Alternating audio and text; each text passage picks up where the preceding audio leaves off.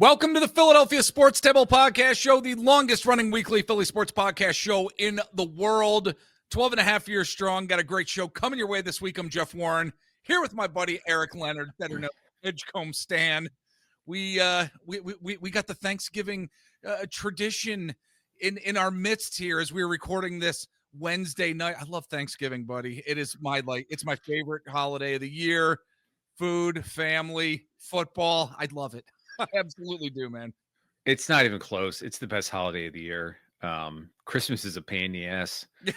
I'm just gonna say it. Like, I gotta tell you, I hate wrapping presents anymore. I'm just like I'm getting to the point where I'm getting like old, where I'm like, I don't want to get down on the ground to wrap presents.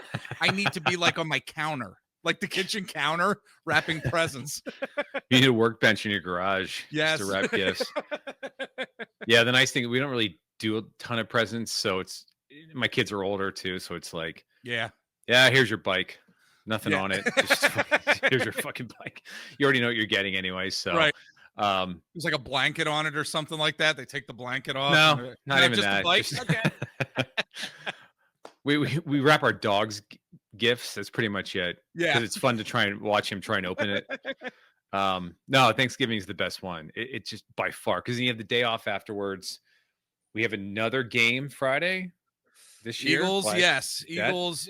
I'm not too happy about it, to be honest with you. I mean, neither am I. I'm like, NFL, what are you doing? What are you doing? Like, we got my wife and I, we've got some stuff Friday night that we need to go to, and gonna do the post game. I don't know if Len's gonna be jumping on. It could be our buddy Josh Schuster as well. It ain't gonna be me.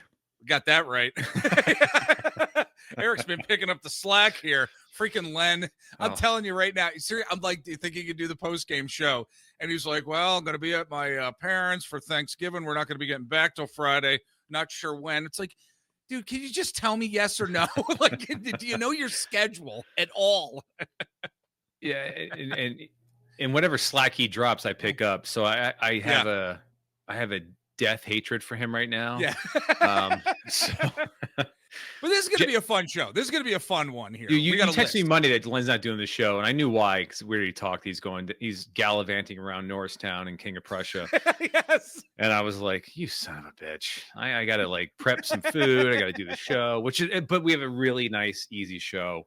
Yes. It's going to be fun. Yeah. Yes, it absolutely is. And to get into that great segue, we are going to be giving our top three list, a new top three list of things in Philly sports that we are thankful for. Then we're going to be diving into some general Sixers talk about where this team is at right now. Then I got our buddy Josh Schuster. He's going to be coming on from PhiladelphiaSoccerNow.com. We're going to be dissecting the Philadelphia Union's playoff loss to New York City FC this past weekend, which ended a pretty remarkable season for that team. Then we're going to dive into some Eagles talk with our good friend Lou DiBiase from the Locked On Eagles podcast. So we're going to be throwing down on the table this week. So, buddy, why don't we just get into our top three list here? I love when you and I do our lists. They're a lot of fun. And yes, this one's hokey because it's Thanksgiving time here. The top three things in Philly sports that we are thankful for. Why don't we start with our number threes here? I'll let you go first. Okay. My number three is kind of a personal one, but it does tie into Philly sports in the show. I'm thankful that my son is into the Flyers now. Oh, yes. It's been really fun. It's been a long time since I've been like really into the Flyers. I didn't get to watch tonight because I was prepping food, and they won 4-2. Yes. Yep, they won 4-2. We've been watching the games, following the stats. I showed you earlier we got a huge Flyers flag for over here in the basement. Yep. To go along with my Sixers stuff, which is all over the place, and I was just like, it's kind of cool that my kid is into this, because I was not. He kind of dragged me into it. Yeah, we talked in the show last week about like only having so much RAM and brain space. Yes, for sports stats, and it's been really nice like getting into this team because they're fun to watch. Actually, yes. I don't know about previous years, but like I like this team, and I can kind of see the direction they're heading in. I can see the vision, and kind of reminds me of like the late 2010 teams, like 2012. Like they're not quite there, but like I can see it. I can like they're really aggressive. They fight. They have a good goalie finally. Yeah, I had to text you when they traded for him and ask like, was this a good trade? And you were like, yes. I'm like, okay, good. Yes. Awesome. um, but yeah, I'm really thankful that my son is into him, because like now I kind of have some, in case the Sixers falter here, I have something going into the springtime before Yeah. the start to Yep. pay attention to, because our next topic we'll talk about it, but like I'm starting to feel a little iffy on the Little Sixers. uneasy with the Sixers. Yeah. Yeah. I cannot believe that this is your number 3, because it segues perfectly into my number 3, which deals with the Philadelphia Flyers, but specifically from the standpoint where this Flyers organization and this team is in a very good position during this rebuild right now. And what I mean by that, and there's a story that's been ongoing within Flyers Nation, that this team is not necessarily having a season that many expected. Only some of the most, I would say, optimistic fans would have thought that, they would be battling for a playoff spot as we head into this December. Right now, if the playoffs would happen, this Flyers team would be the number 1 wild card team.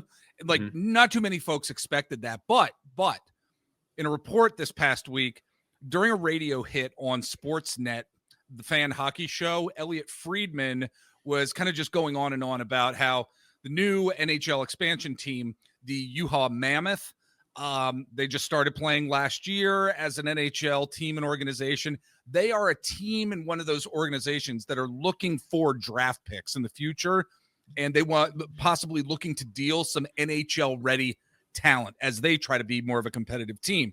And as the conversation kept going along, it was basically said that the perfect team for them to work with in the future is the Philadelphia Flyers, because of the draft picks that the Flyers do have. I mean, it's not a ton of draft picks in the future, but the Flyers do have assets where they're in the midst of this rebuild, where we're seeing great things from a lot of good players on the ice at this point. The defense this year has been a big surprise as well. But the Flyers are in a good position right now where dealing some draft picks for that NHL ready talent and proven talent can actually happen to take this team, who is a number 1 wild card team at this moment, and get them into that next echelon and that next level of NHL play.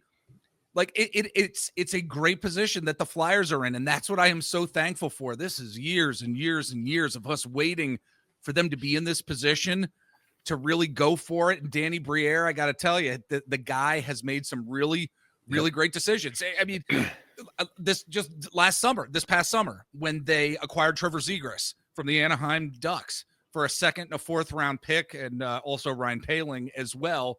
But they were willing to trade some future draft capital for what they believed was a proven player and somebody to elevate the team. And that's what Trevor Zegras has done, and then some this season. So anyway, that is what I'm grateful for. The Flyers are in a good position during this rebuild here. That was a perfect segue that you had for my number. You're the 3. segue king, so I'm proud of that. I was able to match you. Yes. But no, I like the Briere. This team's at the point where, like, how many friggin' years can you like keep rebuilding? I know. And trading away players for picks. Like, I think they finally hit that point. It's like Briere recognized it and was like, let's start getting players in here to help us win. They're 12-7-1, I believe. And like, that's the smart move. Like, I'm not going to compare him to Howie. Yeah. But I've read comparisons online where they're like, we like this guy's very aggressive. He's a smart GM. And finally, we're not just like, we got a 1st round pick in 2028. Right. It's like, well, are you going to start winning eventually? Like, you start to bore teams. Listen, I'm a historian of the process, and it got to a certain point and you're like, I don't want to keep watching this shit. Like, this sucks. Like, you finally got to get some players, and they did that for the Sixers, but I feel like the Flyers are starting to finally do that, and they're just going to get better and better. They're still young, but like, start bringing those other players in with the young guys you have. Yep. With Couturier, you get the veterans too. And like, I do like the direction they're heading. And I trust Briere, which is kind of it. The other thing too, is like, I talked to Vinny about this the other day. Like, it doesn't feel as incestuous with the Flyers. Yeah. Where it was the same guys like Bobby Clark and like the old 70s guys were always like in charge of the team. And it was like, are we ever going to let go of that part of time for the Flyers? Like, yeah. How many times can we like see them skating on the ice? We won 40 years ago. Yeah. It's like, we got to move on, guys. And I feel like the team is finally starting to do that. Yeah, I agree too. Look, I mean, new head coach Rick Tocchet, I mean, was, a member of this Philadelphia Flyers team and organization, but he's been that breath of fresh air that this team has needed. I mean, John Tortorella has been freaking horrible these past few years in a lot of different ways. Terrible relationship with the players. And Rick Tocchet is a guy who is a players type of coach. And I hate that phrase because it's so cliched, but he values the relationship with these guys, and he really pushes them too, but respects them and their talent. So but a players type of coach in this particular team works really well. You got the young guys trying to find their way. You got the veterans, and he can kind of talk to both sides of it, right? Like the young guys will listen to him, and the older guys will like kind of respect him.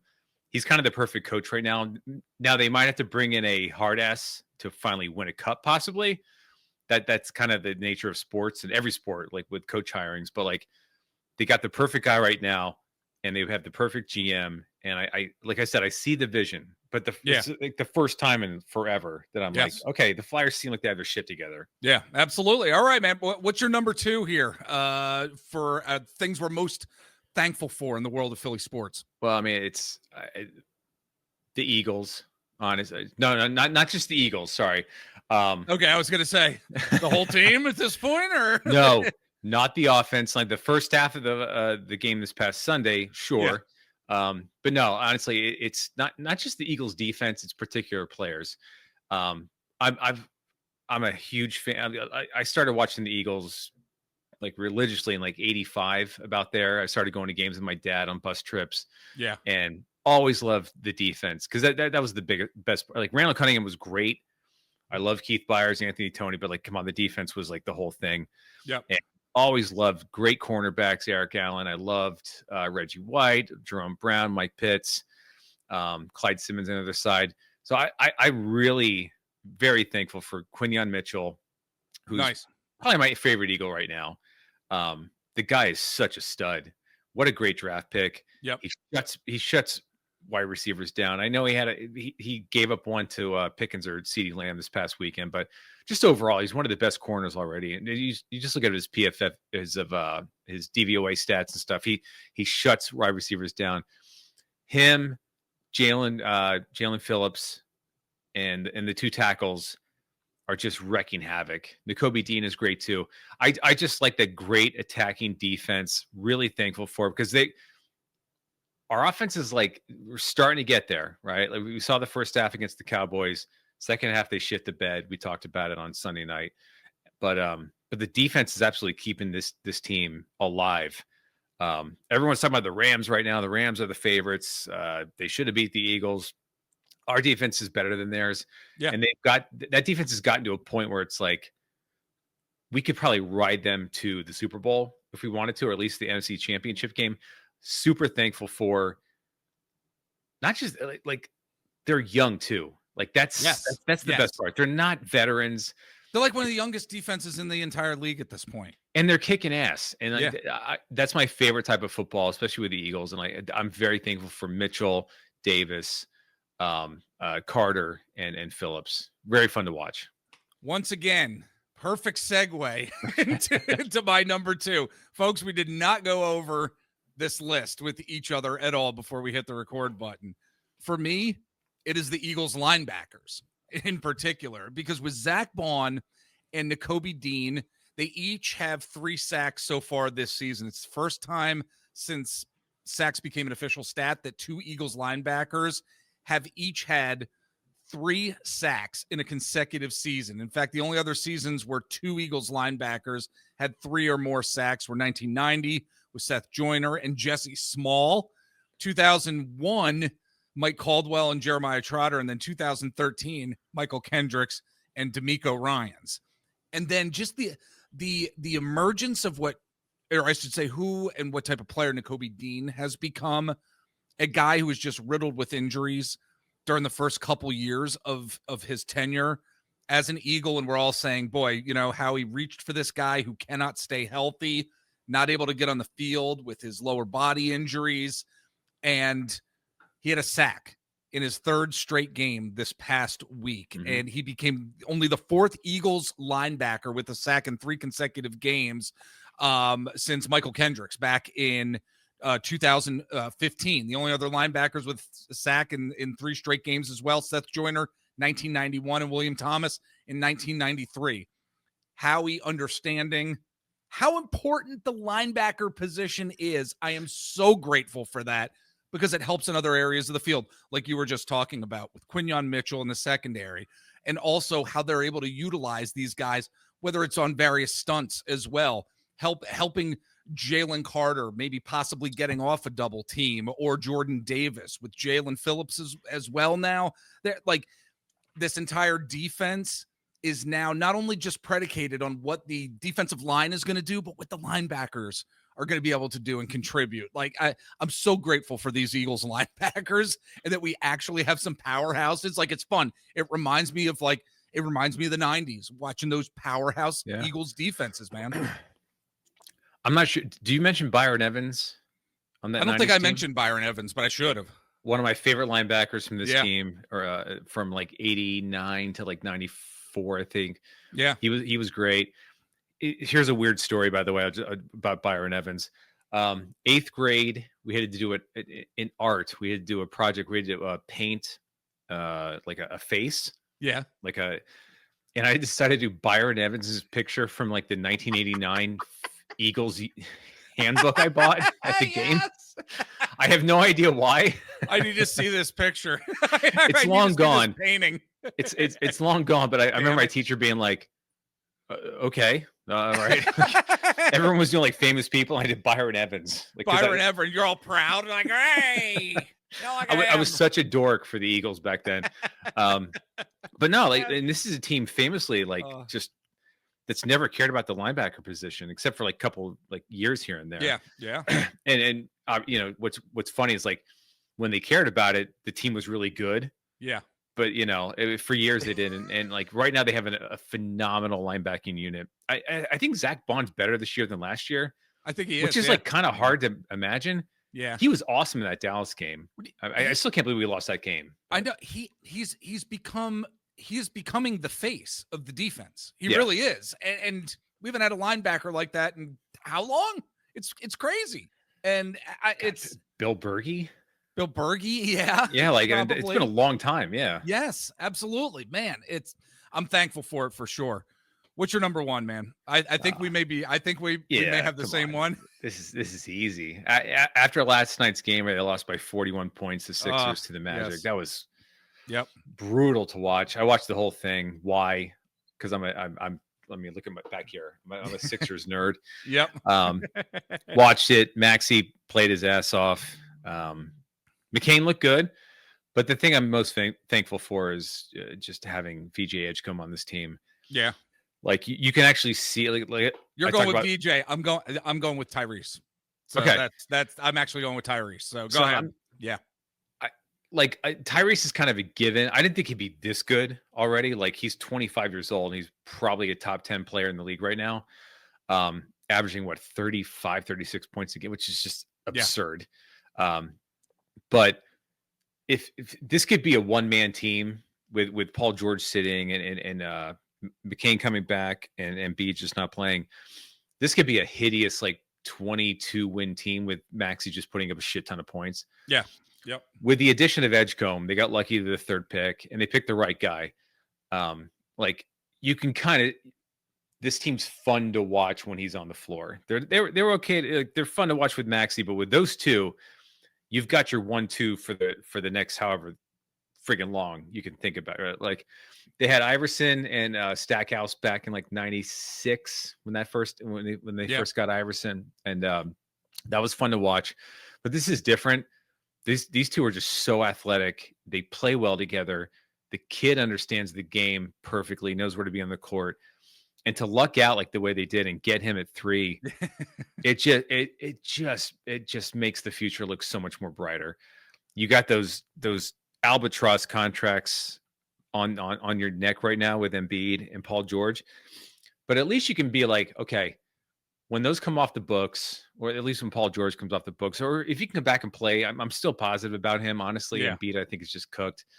But like, you got something. Like if they didn't get the third pick, this team would be scary bad to watch right now. I go back to the draft lottery night when Daryl Morey, when he heard number 3 and he just put his head right down on it. He was like, he was like, oh my gosh, like the weight of the world was just lifted off of him, and that's what V.J. Edgecombe has been. The scariest part was when the announcer was like, the Sixers lost their pick. Yeah, and Morey heard it and thought that was real. Yeah. And we all heard it at home, and it was like, oh my God, this is the worst night of my life. Yes. Okay, just got our pick. This sucks. Yep. And then they lucked out and got this kid who could be like, not a superstar, but I think he can be like a 2 guard with his ceiling is obviously Dwayne Wade. We talked about it multiple. Yeah. Yep.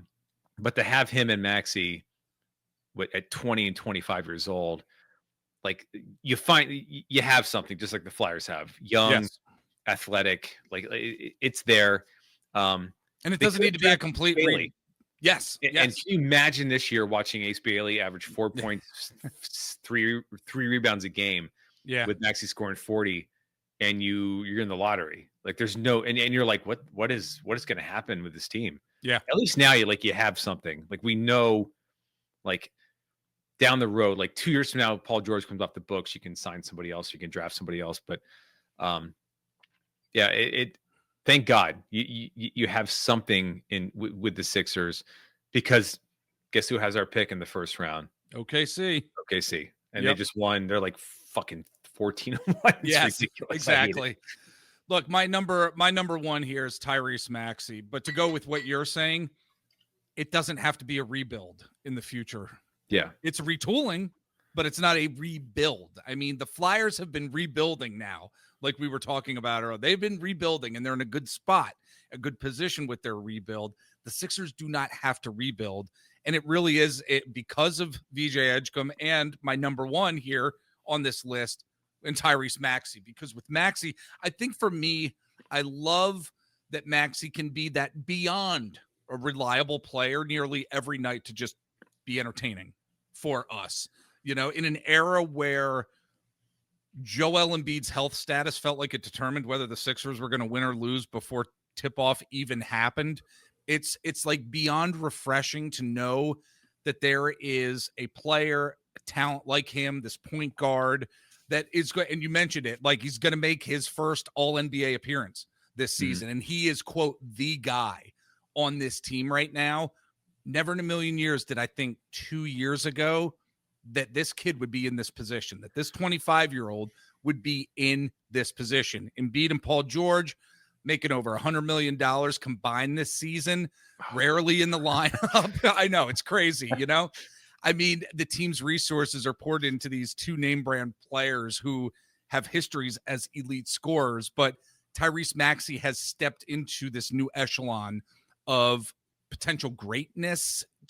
I hesitate to say greatness, but like you were just saying, the future is not dog shit because of Tyrese Maxey and because of V.J. Edgecombe as well.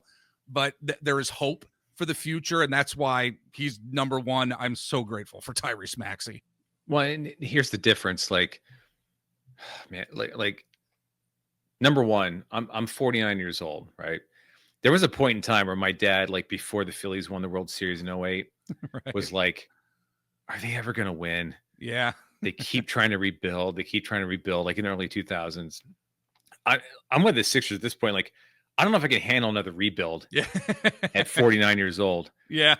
I went through the process. It was horrendous. It got us acclaim. It got us some success, but we never made it past the second round. I don't think I could handle another rebuild. Yeah. Around Maxey. I agree. Yes.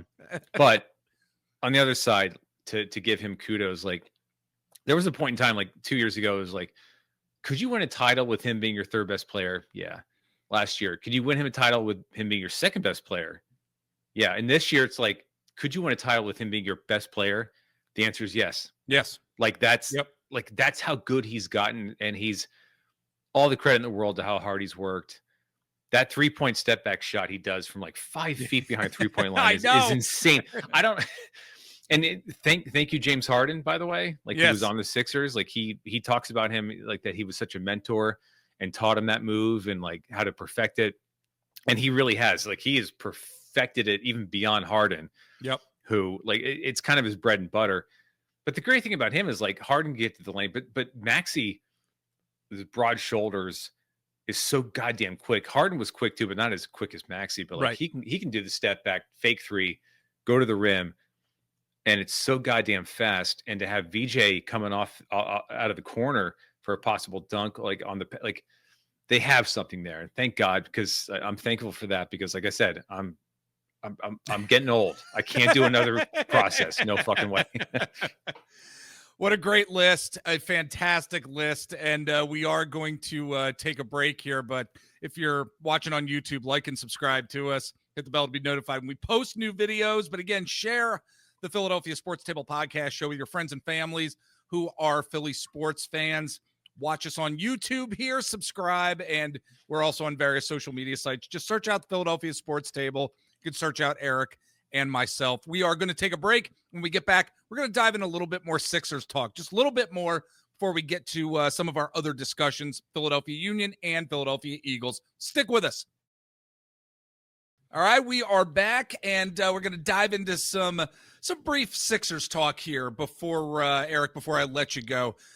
Look, this team has been coming back down to earth from an amazing start to the season. There are various injuries that have happened with this team.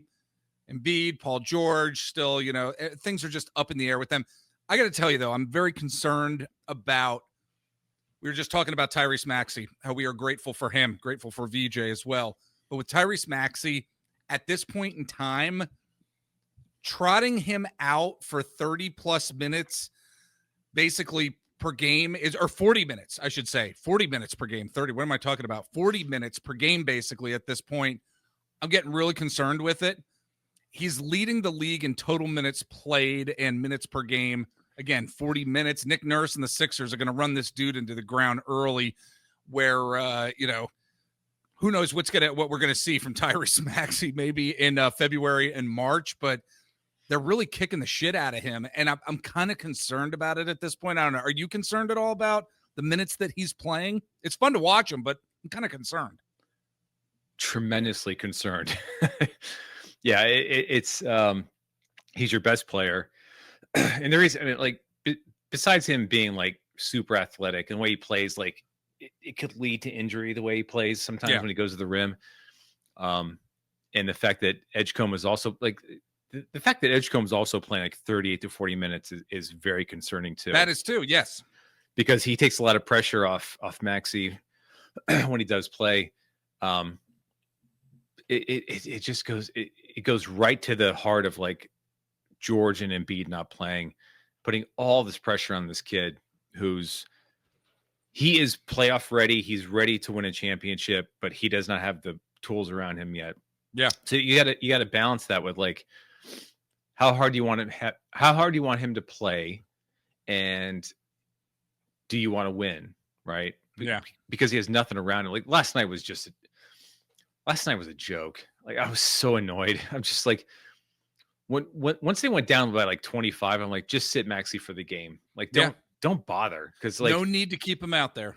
It's a complete waste of time because you're getting smoked.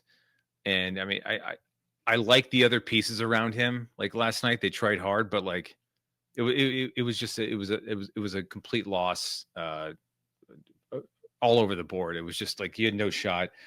But if these other guys come back, like they play Friday night, the next two games, like they could win. They got the Nets they're in Brooklyn. Brooklyn's horrible. Cam Thomas is out. Then you have the Hawks at home. And it looks like Edgecombe, George, Embiid, and Boner are game time decisions. And eventually you want to tell these other guys, like, just fucking play and see what happens. Like, this kid's out here busting his ass. I think Nurse is doing a good job coaching wise, and he's doing what he can with what he has. Yeah. He's definitely bounced back. Like last year, he just kind of gave up, and I I don't understand why totally, because you make a lot Oh, of really? money. Okay. But at the same time, like, what the hell are you going to do? You had to tank for the pick. Yeah. This year, you don't have your fucking pick. Yeah. So, like, why don't tank any games Right. besides last night? Like, this is the first time I told you before the show. I was like, after they went 5-1, I'm like, okay, I can see the 5 seed. Like we talked in the preseason show, like like the ceiling is a 5 seed. The basement is like in the lottery if all these guys just get hurt. Right. The way they're running Maxey and Edgecombe into the ground, that basement is possible right now, but they don't have their own picks. So like you got to avoid that at all costs. There's no fucking way you want OKC to get your pick. I know. Like the number 8 pick of the draft. Like what a nightmare. Yeah. I think it's only top 4 protected, but like right now, it's the first time this year I have no clue if they're going to be the 5 seed lottery or like the play-in. No idea. But we talked about it in the beginning, like that was their range. Yeah. And they're just it's like buckshot. Like I have no idea where they're going to hit. Yeah. I want, at this point, as I'm thinking about this Sixers team in the future, as I'm thinking about Maxey as well, I want a full season of Maxey leading the Sixers on a path to just playing some real compelling and entertaining basketball. I want him leading this young Sixers core deep into a first-round series against, which is probably going to be a better playoff opponent. What I don't want is it to be January and we're all receiving just a horrific push notification on our phones about Maxey being injured, due to being overworked. You know what I mean? I know I got to knock on wood here, knock on my desk here. That's what I don't want. And I don't know the way it's going here, Yeah. This is Philly sports. This is the Sixers too. So like, and this is the point too, like Embiid is Embiid. His knees are shot. I understand, but like, Paul George has played, and I've watched both games or 2 or 3 games that he played in, and I was like, he looks okay. He's hitting some threes. He's playing D, and then he's game time decision the next game. And I'm just like, hey, dickhead, we're paying you, man. Like, get your ass out there and play. Like, it's almost like not acceptable at this point. Yeah, get out of the sweatpants. The gray sweatsuit guy. He loves the gray. I mean, they're probably really expensive. He probably buys them like some fancy probably comfy place I've never heard of before. But how about you wear those over your jersey, rip it off before the game and then go play? Because like you've actually looked good. If you're saving yourself for something, go fuck yourself. Because like your team needs you right now. And he would, if him and Edgecombe and Maxey were playing and Embiid was not playing, at least you have a shot. You know what I mean? Like that's the most disheartening thing. Like because he did look half decent, and like he would be a huge key to them actually like making that playoff run. We're not even in December yet, but like I can read the tea leaves kind of thing. And if he's not going to participate and go all in, we're kind of in trouble. So is our basement prediction on the table? Yeah, kind of. I still think we're going to do that play-in kind of thing right in the middle. But it's honestly, it's kind of on George at this point, which is scary. Yeah. Because he's kind of a douche and doesn't really play a lot. So. Yep. Well, folks, happy Thanksgiving to you when you are listening to this. If you're listening to it on Thanksgiving Day or anytime after, hope you have a great holiday season. Buddy, thanks for doing the show here. We got to get Len back on here at some point, I guess, right? I guess. Who's Len? What do you mean? Who's that? Exactly. Yeah. Have a great Thanksgiving, buddy. Any final thoughts before let you go here? No, I'm going to go finish prepping food for tomorrow. All right. Very good. Yeah. Sounds good. All right, folks, real quick, PhiladelphiaSportsTable@gmail.com. Let us know what your thoughts are about the Sixers. Would love to hear from you. We'll read your email here on the show and respond to it. We're going to take a break. When we get back, we're going to dive into some Philadelphia Union and then some Philadelphia Eagles talk as well. Stick with us.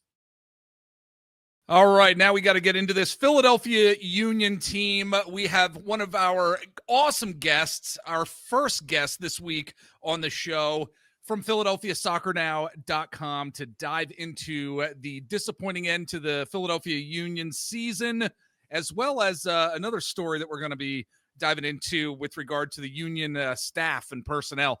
We've got our friend Josh Schuster, buddy, man. Thanks so much for joining us. You always help us out with our Eagles post-game shows and whenever we need to talk Union. So I appreciate you taking the time, man. Yeah, anytime, Jeff. Always my pleasure. We got to get into the end of the Philadelphia Union's playoff run. Oh, my gosh. They were taking on New York this past week. And I'll say this. Part of me had some skepticism because the Union they've not been playing well after returning from an international break towards the end of the season. There've been some ups and downs with this team, but then given where this season had gone, I had hope that they would be able to get through the conference semifinal. Didn't happen. They lose 1-0. Boy, they crashed out big time. So what are your thoughts here on the exit of the Philadelphia Union from this postseason and just, I guess, the season overall, man? So I think it's two different things. If we're going to talk about the season overall, this has been a very successful season. Yes. No one, and I mean no one, had the Union winning the Supporters' Shield or even in the playoffs, including many writers that cover the team. It was kind of viewed as we're going to let the players who are older either A, finish their contracts, or B, try to have them play enough that somebody would want to buy them. Yep. And that was kind of the idea, and we'll give some of the kids a chance. If we're talking playoffs, to me, depending upon how the season goes, expectations can shift, right? Yeah. And so I think for me, being that the Union were the Supporters' Shield winners for the season, my level of expectation had really skyrocketed compared to the beginning of the season. And I think that's how most people would say it. They played their first. So I've mentioned this before. I hate the way the MLS does the playoffs. I think it's a very, as a football fan globally, it is probably the dumbest format. And it's very much Americanized. Yeah. I hate the fact that the first round is 2 matches. It's a 1-1. And then after that, it's not anymore. It's not even consistent in the whole thing. No consistency at all to the postseason. No consistency. And what does that do to the actual players? What does it do to momentum? What does it do to the vibes of a team like the Union, who were really kind of like riding high? Again, like I said, after the international break, some ups and downs, but still the vibes were there. Things were good. Yeah. And if you look at the first round, the Union really, they played one kind of rough match and then really dominated to seal up the victory. And then we got to the most recent game against NYCFC. And I don't really know what happened. Andre Blake clearly was not himself. Right. And he wound up leaving the match. The Union had a bunch of pressure on, just nothing was going in. Their best chances came at the end of the game. Correct. And this match, I've been very kind towards Carnell pretty much all season because I think he's deserved it. Yeah. I have very serious issues with how he chose to manage that playoff match. He keeps wanting to make Mikel Ua a thing in that match, and I'm not sure why, because he had really kind of gone away from him during the season, which was the right move. Right. Mikel Ua started off well and then just faded and basically disappeared for the season. And for some reason, Carnell decides, well, let's just feature Mikel Ua, and this is going to work out well. And it didn't. The other thing is, Kevin Sullivan hasn't played at all pretty much this year. Right. So one of your end of the game situations is bringing someone on who hasn't played pretty much all year. Very questionable. I really, and to be like, I'll be perfectly honest with you. I know that he has a deal with Man City and all this. From what I've seen in his time playing with Union, it hasn't been very impressive. Now, again, that's a very limited sample size, and that's not necessarily fair to him, but I can only judge based off of what I've seen in him wearing a Union kit, and it really wasn't all that spectacular. Now, maybe next year will be different. I know at the Union 2 level, he did well. And I know that with the U.S. national team, the U17, I guess it is team, he's done very well there. And that's great, but he's not playing against grown men in those leagues. Right. Right. And that's the problem. When you Yeah. play in the MLS, you're playing against grown men who are also doing this for a living. He really was, frankly, and I think it's not fair to him. It just was very underwhelming. So I have this loss and the end of the season, I put on Carnell. For as much praise as we gave him this year, very puzzling. The players looked a little lost until the second half. And if you waste away one half, as the Eagles found out on Sunday, you can't come back from it. And that's really kind of what happened.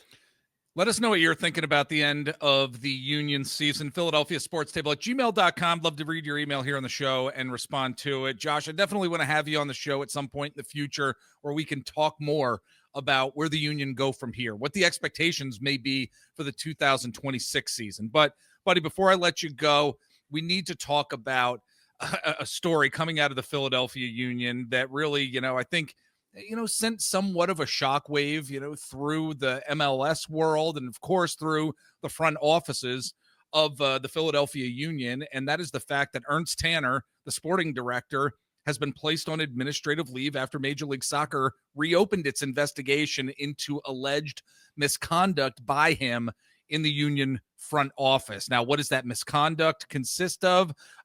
Whether it's through a report that was actually done by The Guardian, Ernst Tanner being accused of racist talk, sexist talk, being, quote, sexually inappropriate with a member of the staff, homophobic slurs and remarks as well. So this is going to be an issue. This is going to be a big issue this offseason for this Union team, organization, where they go in the future. What are your thoughts here, buddy?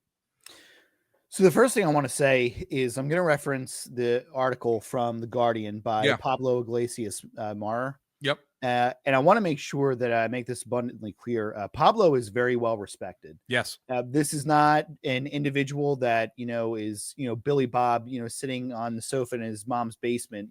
He's not a hot takes guy. Yeah, he is not a hot takes guy at all. He's not a hot takes guy. He's very pointed in his writing. And he even says that my writing isn't for everyone. And he was let go from The Athletic after being there for almost 8 years. Yep. He was one of my favorite writers to read as a part of The Athletic. But he did have some freelance pieces, and this happened to be one of them. And Pablo is very connected in MLS circles. So I want to make sure, that was his sole focus for years. Yep. And still continues to be his focus. And so I want to make sure that we understand that this is coming from a credible place. Yep. The other thing is we live in a day and an age where it's okay to have said positive things about someone, and then information like this comes out, and it's okay to change that opinion. Absolutely. I have applauded on this show multiple times Ernst Tanner. Yes. Because he found a way to be able to navigate, as Pablo says, the archaic rules of MLS. Yep. They really want MLS Americanized, and they have terrible rules, and it's very hard to build a team in MLS that can compete year after year. And Ernst Tanner found a book on a way to do that. And I was never really a fan of letting him go before this, is what I should say. Yeah. I want to highlight just quickly some of the stuff, and I'm going to read directly from the Guardian article because I think that it's important. I don't want to put words in Pablo's mouth. Absolutely. So this is what he says. Here are some of the allegations that he's facing. He made multiple misogynistic comments, including saying women don't belong in men's soccer, about a female MLS referee, and telling a gathering of academy players they should never worry about a referee unless she's a woman. He spoke about black players like they were subhuman and suggested that black referees lack intelligence and capability. He touched coworker inappropriately numerous times, an allegation for which he was reported to the union's HR department, which is a whole separate thing. If this has been reported ahead of time and they chose to do nothing about it, that's on the union, and that's really a problem. He hired an underqualified coach who was allegedly abusive towards players on the Philadelphia Union 2 club, which is the Union's reserve team that is used as a proving ground for young players from its thriving academy. Now, Jeff, I'm going to spare some of the stuff that he actually said because it is reported in the Guardian article. And the stuff that he's saying is loud enough that fans in the stands could hear him. This isn't like whispered down the lane. Like, these things were actually heard because they're graphic. It's disgusting. They're very inappropriate. Yes. It's disgusting. Yep. Now, again, these are allegations, but this really was, it was almost a week ago. It was 8 days ago. This bombshell came out. The Union's response was, we're going to put him on administrative leave, but that doesn't really give me a lot of confidence. If you have an employee that is saying this person is doing this to me numerous times and you're not going to do anything. Yeah. That's not okay. Yep. So there's a lot in this whole thing that is not okay. But what it sounds to me like, the Union have a culture problem. And I'm wondering, this is pure speculation, the season before was very disappointing for the Union. Jim Curtin, I wonder the impact that this story is going to have on him, because he was a manager here for an extended period of time. Yeah. Pretty much the whole time of Ernst Tanner. And there's a lot of behind the scenes stuff that's going on. Yep. That I'm wondering if this is going to hurt him as well. Yeah. And I'm not speculating that Jim Curtin is a part of this in any way, shape, or form, but it may make it a challenge for new adventures for him. Absolutely. Overall, I would say my personal response, I don't want to tie Philadelphia soccer now into this. I'm very disappointed. I'm disappointed in Ernst Tanner. I'm disappointed with the Union that we can't take in this day and age inappropriate touching seriously. Yeah, exactly. And that you're not going to listen to your employees. That's especially if there's enough smoke that you might want to really consider what this person is saying. So just overall, it was a really bad week for the Philadelphia Union. Yes, terrible. And there are going to be repercussions for the Union at some point. You know, like you said, these are allegations. Yes. These are allegations, but these are serious allegations, very, very serious allegations. And even if anything were to be overblown with these allegations, I think that there is going to be some sort of accountability coming from Major League Soccer in some way, shape, or form. We're going to let this play out. We're certainly going to keep talking about it here at the PST Podcast Show. Would love to have you, Josh, involved in those conversations in the future. Really appreciated your take on them, because we talk about social-based issues on this show. You know, it's one of the reasons why, you know, I remember back in the day when we talked about the Colin Kaepernick situation, we lost some folks.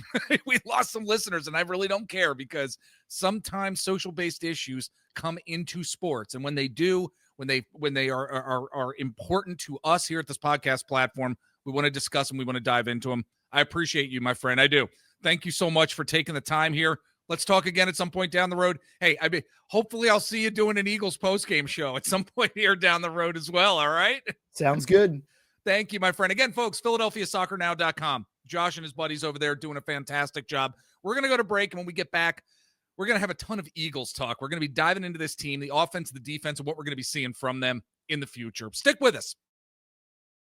All right, and joining us to dive into this Philadelphia Eagles team as the regular season is the end of it is approaching. We are in the home stretch here, and there are a lot of questions surrounding this Eagles team, especially from an offensive standpoint. We're going to be diving into that with our guests from the Locked On Eagles podcast. I subscribe on Apple Podcasts. You can also watch over on YouTube, Spotify as well. We've got the one and only Lou DiBiase. Lou, buddy, man, thanks so much for jumping on and dive into this Eagles team with us, man.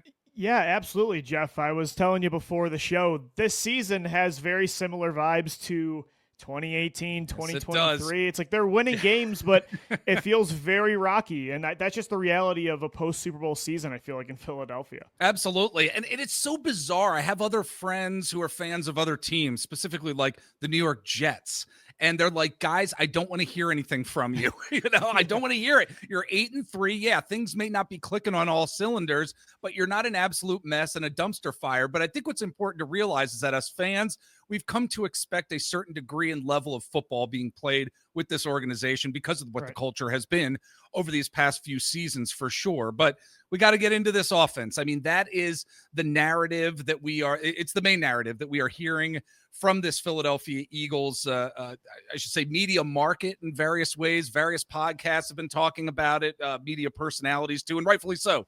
This Eagles offense is inconsistent. They are not very good in many different ways. And I've actually said on social media, as have other folks as well, that it's just not one thing that is wrong with this offense. It's not there's not one silver bullet.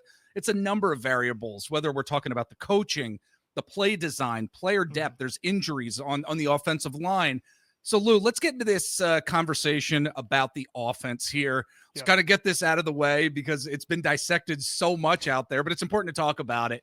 What aspects of the offense are most problematic to you as we're moving towards the end of the regular season in this home stretch here? What are your thoughts? Yeah, like you said, it's not one thing. A lot of it is just the reality of a season after a Super Bowl, right? When you lose coaches, you lose players. Teams are giving you their best week in and week out. They're adjusting to what you did that won you a championship the previous year. So a lot of that is just issues that the Kansas City Chiefs have run into in the past. I think the New England Patriots ran into in the past as a consistent contender. And a lot of it are things that the Eagles have always been inconsistent with on offense, like play calling. It's an every other year thing, right? When they promote from within, it doesn't work. And then they bring somebody in from outside the organization and they make it to a Super Bowl and or win a championship. So that's always been a reality, and that's what they're dealing with this year. Jalen Hurts in the passing attack, it's always been a Jekyll and Hyde up and down kind of thing where they have elite moments, especially when it matters most, but it's not as consistent and volume driven as other passing attacks throughout the league. So those are all things that we're kind of used to and I've come to accept about a Nick Sirianni, Jalen Hurts led organization. But the one big thing that's different this year that's making them even more inconsistent is that their one superpower they could always rely on, even when they dealt with these other issues, was the run game, was the offensive line. And they just do not have it this year. Saquon Barkley has the 10th lowest success rate among running backs in a single season since 2020 this year. And it's injuries. I think it's just some guys aren't playing as well as last year. Jordan Mailata has been up and down. Cam Jurgens can't get that back injury back to 100%. We know Landon Dickerson's been dealing with multiple injuries all year. Tyler Steen's been fine, but I think he's a downgrade over who Mekhi Becton was last year as a run blocker. And then Lane Johnson's kind of had this Jason Peters-like year where he just can't stay healthy, and now he's out for a month. So I think that's the big thing is they've lost their identity because their identity was the run game and the offensive line. Everything plays off that, including the passing attack. And Jeff, I was just going to say they don't have the quick passing scheme to make up for that with easy yards. So now that's why they're always playing behind the sticks. There's hardly any 3-step drops with Jalen Hurts in terms of getting the ball out quick. You don't see that. But I was going to say, how many times have we talked, Lou, if you do not have that solid offensive line, and like you said, what has been the identity of this Philadelphia Eagles offense for years and years, if you do not have a solid offensive line, you're not going to have a productive run game. You're not going to be productive in the passing game. It is the foundation for everything, and they're continuing to struggle this year. And I think fans need to realize I don't think there's a quote quick fix to this at all. That's the thing is I don't think there's a fix either for 2025 because maybe health. Maybe just if Lane Johnson comes back and he looks closer to 100% because he had some time to recover from all of these injuries, including the Liz Frank that's keeping him out, maybe Cam Jurgens does get back to closer to 100%. But if they keep playing, like probably not, right? So, and the thing is, if that doesn't get back on track, it's going to remain inconsistent because Kevin Patullo at this point, we are 11 games into the season. I don't think he's going to get much better as a play caller. I don't think they're going to make a change at that spot either. So that's why they're going to be inconsistent because easy yards are not there for this offense if the run game's not there. They don't scheme players open with short and intermediate plays, especially on first and second down. That's why you're seeing this team have more 3-and-outs than anybody in football. And I don't think that will change unless the run game gets back on track. God, and that's what kills me. And it's a perfect segue into the next topic here because the skill players are here in this building and they are fantastic players. A.J. Brown, Devontae Smith, Saquon Barkley, Dallas Goedert, and I just don't feel like they are being utilized from a schematic standpoint as they should be. I mean, we're all getting that vibe, of course, and we all see every single game. We have questions, and we have no answers to those questions. I mean, I don't think we're seeing enough play action. I don't think we're seeing the amount of rub routes that we saw last year in Kellen Moore's offense that were very productive at times with regard to in-game decision making. There's only so much that these skill position players are able to do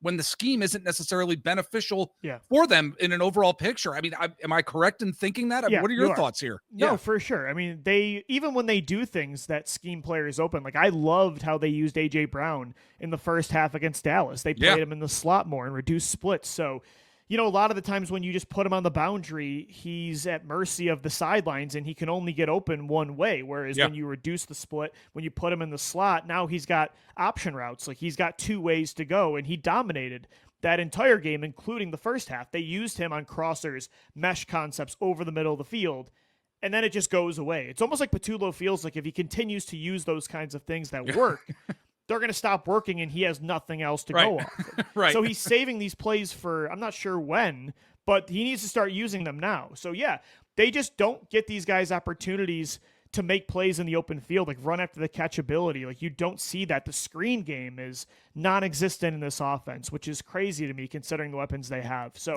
it's very personnel dependent, very execution dependent. That's how the Eagles have kind of been run with Nick Sirianni and Jalen Hurts, and it's not Hurts' fault. I think that's more on coaching. But you're totally right. They've made the same mistake that they did in 2018 and 2023, promoting from within, giving the keys of an elite offense to a brand new play caller. And now it's 3 times in under a decade, Jeff, where this has not worked. I don't know when they're going to learn their lesson. Yeah, they better after this season for sure. But you mentioned Jalen Hurts, Lou, and I do think at times he does come under fire a little too much, given his accomplishments, given his lack of turning the ball over, which is a huge reason why I think this Eagles team has actually won the amount of games that they have been able to pull out this year, frankly. Then again, this is the Philly sports market. We're going to constantly come down on the quarterback. What is your take on where Jalen Hurts is at this season and really what he's meant to the team overall? I think there would be less discourse, less debates about Jalen Hurts if people would just accept the middle ground of who he is. Some people think he's a top 3 quarterback consistently. I don't believe that. Some people think he's a bottom tier core, like he's not in the top 15, not in the top half of starting quarterbacks. That's not true either. I think he's a top 10 quarterback. That's normally top 3 or top 5 in the moments that matter the most, and that's why they've won a Super Bowl with this kid, right? So I think if you've learned to accept that about Jalen, there, like what this season has been, wouldn't be all that shocking to you. He's had some incredible performances against Minnesota. He had a perfect passer rating. He dominated the Giants. He's had some great halves against the Buccaneers, the Broncos, the Cowboys, right? Yeah. But then there's been other times where he can't carry you as a passer if the run game's not working. That's just who Jalen Hurts is. I will say, there have been too many times this year where I feel like he's played too conservative, where he hasn't been as willing to take chances over the middle of the field, especially tight window throws against zone coverage. I'd like to see him improve more in that area the rest of the season. But no, I don't think he has held this offense back the way some people say. I think the problem has been much more the offensive line and the play caller. But I think, again, Jalen Hurts, because he's had such a strange career where he's outdueled Patrick Mahomes and won championships and he has this crazy win percentage, but also there's this other side of him where at times he's just non-existent in the passing game. People don't know where to put him, and that's why the debates continue to roll on, whereas I've kind of just accepted he's a prime Russell Wilson, Cam Newton style of player, and that's why like this year hasn't really shocked me all that much. I do wonder the lack of the RPO type of plays that we have seen this year as well, because he really excelled in terms of understanding those concepts and understanding what defenses were doing as he is under center. And the lack of the RPO this year, I do wonder how much of that, at least from a Hurts standpoint, has kind of hurt his game. I don't know. What are your thoughts? I think the lack of running in general for Jalen has hurt his game, right? I think, number one, the rushing attack hasn't worked. So that, obviously holds back the RPO game, but they're just not designing plays for Jalen as a runner as much as they have in years past. Maybe that's by design. It probably is to keep him healthy down the stretch. I think Jalen has been a pretty safe scrambler this year, where like he's only taking as many yards as he can get before taking a hit, and then he gets down, which is smart. Yep. But I do think they need to rev that up a little bit more as the season goes on. In the last 2 games they have, he's a north-south runner, and obviously that exposes him to more contact, so you want to be careful there. But it's worked when they've dialed those plays up. Against the Lions, the Packers, Lions, and Cowboys games, those plays have worked. So I want to see more of that moving forward. But yeah, like those read option plays where he gets out to the boundary, those have not worked because he has not been able to beat edge rushers and defensive tackles to the outside. So if they're going to design these RPO plays for him and design runs, I do want it more north-south. But again, that comes with more risk of getting injured. So that's why you kind of got to find this balance there. Absolutely. It's a great word, balance. And folks, we are going to take a very quick break here. When we get back, we're going to dive into this Eagles defense too. What Vic Fangio has been doing this season, what this defense has not been doing as well. Stick with us. We'll be back in just a bit. All right, we're back with our good friend Lou DiBiase from the Locked on Eagles podcast. Always great to dive into this Eagles team with you, buddy. Let's dive into now the defense here. Shifting over to the defense, there's only so much this defense can do when the offense struggles for long stretches like we see game after game. I mean, this past week on the show, and it was probably one of the more tougher defensive outings that we've seen. I ended up calling Vic Fangio daddy this past week just in the post-game show, just because I feel like he needs to be the quote football adult in the room during these games. I mean, given the injuries this past week and how poor the offense performed for at least last 40 minutes of the game against the Cowboys, I think the defense didn't do a horrendous job. They weren't great by any stretch of the imagination, letting the Cowboys come back scoring 24 points. What are your thoughts on what the defense has meant to this Eagles season here, to this team, and how they've continued to grow week after week? Without this Eagles defense, they're not 8-3. I mean, it's kind of crazy that they're still the youngest defense from an average age of the starting lineup in the entire NFL. The offense has over $200 million invested in it. Almost every player at that position, on that side of the ball, they're getting like top 5 money at their position, right? And yet the defense has had to carry that offense, which is that's where all the prime star talent is. But yeah, this defense has been the identity of this football team this year. And moving forward, if they want to compete for a championship this year, the defense is going to have to carry them. Like, again, I think this offense, when they have to have it in the playoffs, I think you will see them step up. But I don't think week after week that side of the ball is going to carry you, which is very frustrating. But this defense has been absolutely incredible, and they're only getting better as the year goes on because Nakobe Dean's been balling out at linebacker. Like you said, the defensive lineman now, you have a 4-man pass rush. You don't need to rely on just blitzing. Yep.